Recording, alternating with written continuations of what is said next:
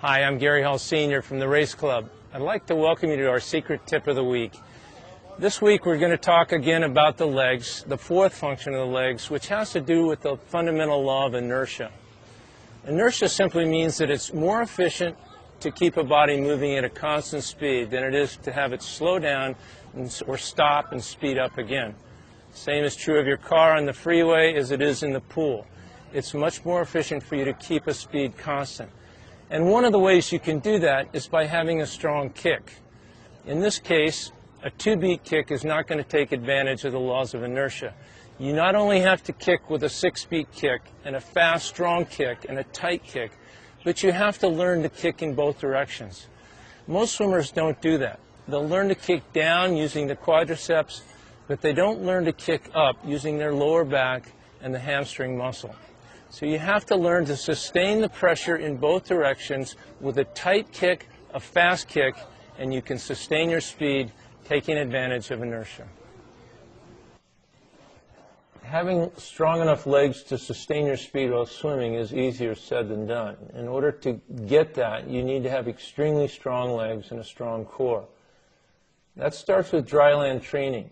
A straight leg lift, fast kicks, not only develops your core strength and your abs, but also improves your leg strength. One of my favorite drills is the flick ankle kick, where you hold your legs relatively straight and flick your ankles as fast as you can for a minute. Looks easy, but it's not. Try it. All right, fast legs, Gary. Come on, fast legs. Let's go, let's go, let's go. Let's go, Gary. 10 more seconds. Come on. Fast legs, fast legs. Let's go, let's go, let's go, let's go. Fast legs. 2, 1, rest. If you really want to know how important inertia is in the swimming, try this drill that Nico's demonstrating, where you do a flip turn in the middle of the pool, come to a dead stop, and then have to initiate your power with the legs only up to speed again. It's very difficult, takes a lot of strength. Much easier to keep the strength going and the speed going. Now this is kind of demonstrating the wrong way to kick, where there's too wide of a kick, too slow of a kick, and the body position is improper, with the weight being placed on the kickboard and the head held high, puts the body in a bad position. One way to fix this is to put a band around the ankles. Daniel Hong demonstrates this drill where he puts the band around his ankles, and now he kicks with a better body position, and as you'll see, he keeps the legs much closer together and much tighter. This not only reduces drag, but it forces him to make faster, tighter, and more efficient kicks.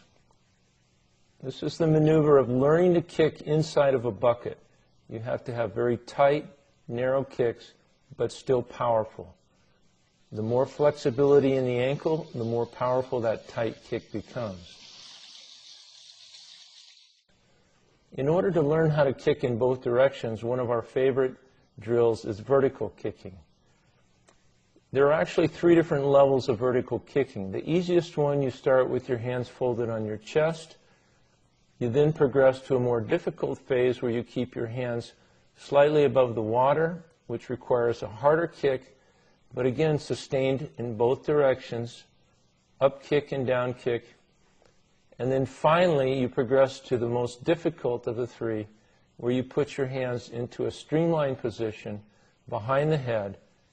And here you have to kick extremely hard just to get your head above the water for a breath. This takes a lot of strength and a lot of skill. We continue these sets for 45 seconds, followed by 15 seconds of rest, and repeat them 5 times. Another very good drill for developing strength and fast kicking is the wall kick, where the head is kept down, the body position correct, and with straight arms pushing against the wall, one kicks with the tightest, fastest kick possible. Again for 45 seconds, followed by 15 seconds of rest, repeated 5 times. The beauty of this drill is you can do it anywhere, in a hotel pool, in your backyard.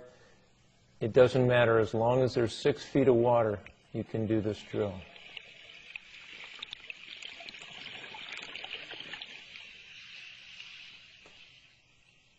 In order to have a hard, fast kick and sustain your speed, you just have to work the legs and work the legs.